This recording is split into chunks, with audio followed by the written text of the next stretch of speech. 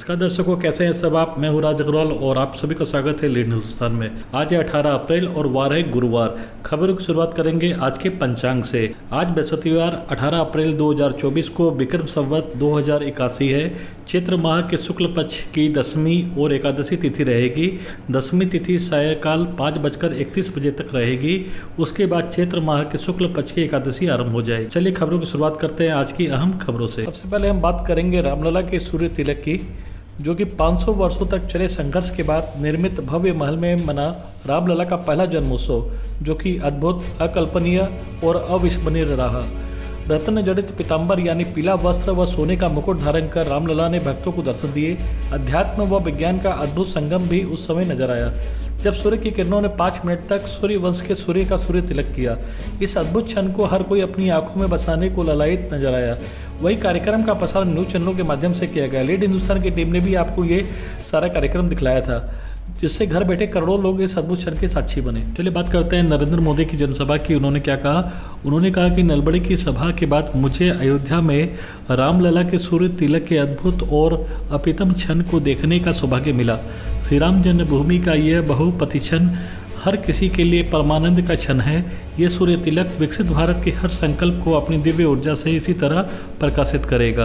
और उन्होंने जनसभा में जय श्री राम के नारे भी लगाए। ये देखिए। जय श्री राम, जय श्री राम। चलिए आगे बात करते हैं। अयोध्या मंदिर में कल रामलला के माथे पर स्वयं सूर्य किरणों ने तिलक लगाया।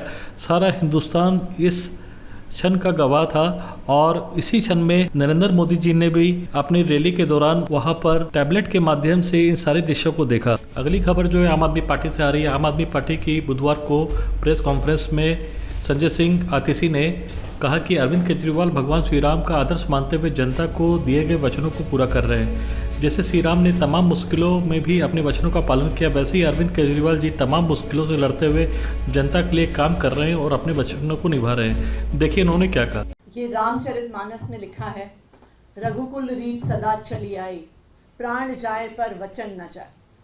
और मुझे लगता है कि इसी से प्रेरणा लेकर दिल्ली के लोकप्रिय मुख्यमंत्री अरविंद केजरीवाल जी ने ठाना है कि जो वादे उन्होंने दिल्ली के लोगों को किए हैं, जो वादे उन्होंने पंजाब के लोगों को किए, उस वचन को पूरा करने के लिए वो पिछले 9 साल से लगे हुए हैं। चलिए रुक करते हैं कांग्रेस के राहुल गांधी की। राहुल गांधी ने प्रेस कॉन्फ्रेंस करके कहा कि नरेंद्र मोदी भ्रष्टाचार के चैंपियन हैं, जिन्होंने इलेक्ट्रोल बॉन्ड के नाम पर दुनिया का सबसे वसूली रैकेट चलाया है। देखिए उन्होंने अपने प्रेस कॉन्फ्रेंस में क्या कहा। पूरा देश जानता है कि प्रधानमंत्री भ्रष्टाचार के चैंपियन है। कुछ दिन पहले प्रधानमंत्री ने ANI को बहुत लंबा इंटरव्यू दिया। स्क्रिप्टेड था मगर फ्लॉप शो था। प्रधानमंत्री जी कहते हैं कि इलेक्टोरल बॉन्ड्स का सिस्टम ट्रांसपेरेंसी के लिए लाया गया, राजनीति को साफ करने के लिए लाया गया। अगर यह सच है तो उस सिस्टम को सुप्रीम कोर्ट ने रद्द क्यों किया? ये जो है इलेक्टोरल बॉन्ड्स का जो स्कीम है, ये दुनिया का सबसे बड़ा एक्सटॉर्शन का स्कीम है। हिंदुस्तान के सारे बिजनेसमैन इस बात को समझते हैं, जानते हैं। और प्रधानमंत्री जितनी भी सफाई देना चाहें, कोई फर्क नहीं पड़ने वाला है। चलिए आगे बात करते हैं प्रियंका गांधी की रैली की, जिन्होंने सहारनपुर उत्तर प्रदेश में कहा कि भगवान श्री राम सत्ता के लिए नहीं सत्य के लिए लड़े थे, इसलिए हम उनकी पूजा करते हैं। और साथ ही साथ उन्होंने कहा कि सहारनपुर उत्तर प्रदेश वासियों के इस प्यार से अभिभूत हूँ। यह उत्साह, यह जोश, यह जज्बा आने वाले परिवर्तन की आहट है। बेरोजगारी और महंगाई से निराश हो चुकी जनता को अब बदलाव की उम्मीद दिखने लगी है। यह उत्साह, उसी उम्मीद की झलक है। जनता पर अन्याय करने वाली भाजपा की विदाई तय है। चलिए बात करते हैं अब राहुल गांधी की। राहुल गांधी ने एक रैली में कहा कि कांग्रेस ने कर्नाटक में हर गरीब महिला के खाते में हर महीने 2000 डालकर दिखाया है। अब कांग्रेस पूरे देश की गरीब महिलाओं के खाते में हर महीने 8500 डालकर दिखाएगी। महालक्ष्मी योजना करोड़ों परिवार की तकदीर बदलने वाला क्रांतिकारी कदम बनने जा रहा है। देखिए उन्होंने क्या कहा। 5 गारंटी के वायदे हमने आपसे किए थे और मैं गर्व से कहता हूं कि हमारी सरकार ने सारी की सारी गारंटीज आपको दे दी हैं।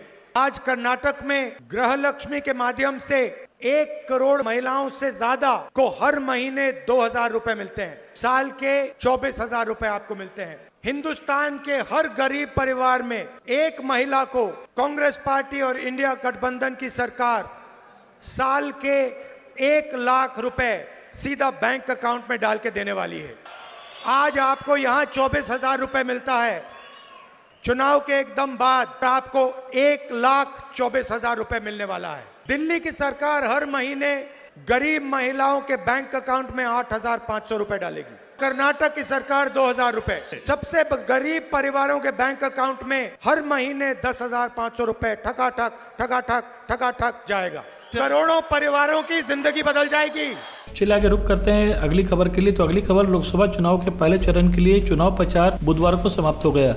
8 केंद्रीय मंत्री, 2 मुख्यमंत्री और एक पूर्व राज्यपाल उन नेताओं में शामिल है जो 19 अप्रैल को होने वाले पहले चरण के चुनाव में अपनी चुनावी किस्मत आजमाएंगे। 19 अप्रैल को 21 राज्यों और केंद्र शासित प्रदेशों के 102 सीटों के लिए वोट डाले जाएंगे। चलिए आगे बात करते हैं रायबरेली सीट की। तो भाजपा की ओर से इस बार रायबरेली में बड़ा सियासी दांव लगाने की योजना है। अभी तक रायबरेली में भाजपा के कितने नाम संभावित किए जा रहे हैं, उनमें से संभव है किसी को टिकट न मिले। सूत्रों की माने तो भाजपा के रणनीतिकार रायबरेली में उत्तर प्रदेश के अलावा भी किसी अन्य जगह से बड़े नेता को इस लोकसभा सीट पर सियासी मैदान में उतार सकते हैं। जानकारी के मुताबिक पिछले सप्ताह हुई भाजपा रणनीतिकार की महत्वपूर्ण बैठक में इस पर चर्चा हुई। दरअसल इस सीट पर कांग्रेस के प्रत्याशी की घोषणा होते ही भाजपा अपना उम्मीदवार उतार देगी। चलिए अब बात करते हैं हम ईडी की ताबड़तोड़ कार्रवाई को लेकर। जैसा कि आपको मालूम है कि बीते 10 वर्षों में भाजपा शासनकाल के दौरान केंद्रीय जांच एजेंसी परिवर्तन निदेशालय ईडी की सक्रियता का जबरदस्त उछाल आया है। आंकड़ों पर नजर डालें तो बीते 10 वर्षों में धन शोधन रोधी कानून पीएमएलए के तहत ईडी की छापामारी 86 गुना बढ़ गई है। ईडी ने इस दौरान 25 गुना ज्यादा संपत्ति जब्त की। ये आंकड़े 2014 से पहले यूपीए की सरकार की तुलना में बताए गए हैं। चलिए बात करते हैं तृणमूल कांग्रेस के घोषणा पत्र की। तृणमूल कांग्रेस ने बुधवार को आगामी लोकसभा के लिए अपना घोषणा पत्र जारी कर दिया, जिसमें उसने हाल ही में अधिसूचित नागरिकता को रद्द करने का वादा किया है। संशोधन अधिनियम 2019 और राष्ट्रीय नागरिक रजिस्टर NRC को रोकेंगे। यह भी कसम खाई है कि समान नागरिक संहिता पूरे भारत में लागू नहीं की जाएगी। दीदी ने यह प्रतिज्ञा की कि शीर्षक से टीएमसी से कहा है कि वह प्रत्येक भारतीय उत्थान का संकल्प लेती है, रोजगार की गारंटी, सार्वभौमिक विकास तथा LPG सिलेंडर फ्री में देना, किसानों के लिए सुनिश्चित MSP, SC, ST, OBC छात्रों के लिए छात्रवृत्ति और बहुत कुछ। चलिए रुक करते हैं अगली खबर जो कि विशाखापट्टनम से आ रही है। विशाखापट्टनम में रामनवमी का पावन उत्सव बड़ी ही धूमधाम से बनाया गया। इस अवसर पर विश्व हिंदू महासंघ विशाखापट्टनम द्वारा एक भव्य शोभा यात्रा का आयोजन किया गया।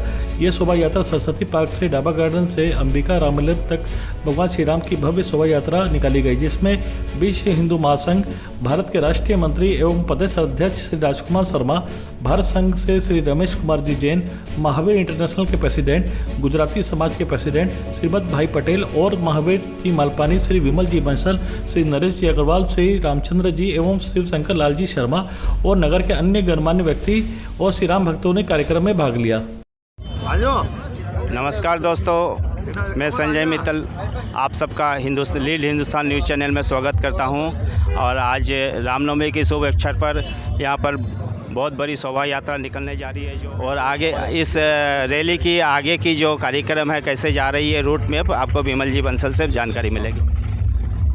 ये यात्रा सरस्वती जंक्शन से शुरू होकर डाबा गार्डन होते हुए LIC बिल्डिंग, जेल रोड और main road Waltair main road होते हुए वाल्टियर मेन रोड पे रमाले जगदम्बा जंक्शन रमाले तक पहुंचेगी। आप सभी को मेरा जय श्री राम। श्री राम मंदिर अयोध्या के अंदर भी आज एक भव्य कार्यक्रम श्री राम जन्मोत्सव के उपलक्ष्य में प्रधानमंत्री जी द्वारा किया गया है। जैसा कि आप सभी को मालूम है कि हम यहाँ पर हर साल श्री राम जन्मोत्सव के उपलक्ष्य में एक शोभा यात्रा का आयोजन करते हैं।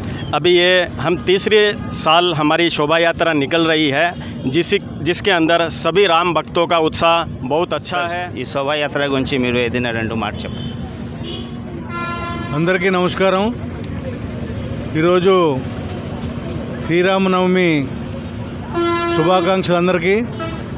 ఏదైతే 500 సంవత్సరాల నుండి పోరాటం చేస్తున్న అయోధ్యలో రామ మందిర నిర్మాణం కూడా పూర్తి చేసుకొని ఈరోజు అయోధ్య రామ మందిరంలో కళ్యాణం కూడా జరుపుకొని ప్రజలందరూ కూడా ఈ రాముడి యొక్క భక్తిని ప్రదర్శిస్తూ విశాఖపట్నంలో నార్త్ ఇండియన్ ఫ్రెండ్స్ రామభక్తులు అందరూ కలిసి ఈ చక్కటి కార్యక్రమాన్ని రూపొందించి మర్యాద పురుషోత్తముడు శ్రీరామచంద్రుడి యొక్క జన్మదినము. दर्शकों, आप देख रहे थे लीड हिंदुस्तान, और अगर आपको ये खबरें अच्छी लग रही हो तो हमारे चैनल को सब्सक्राइब कीजिएगा, ज्यादा से ज्यादा लाइक और शेयर कीजिएगा. हम इसी तरह की खबरें आप तक पहुंचाते रहते हैं. धन्यवाद.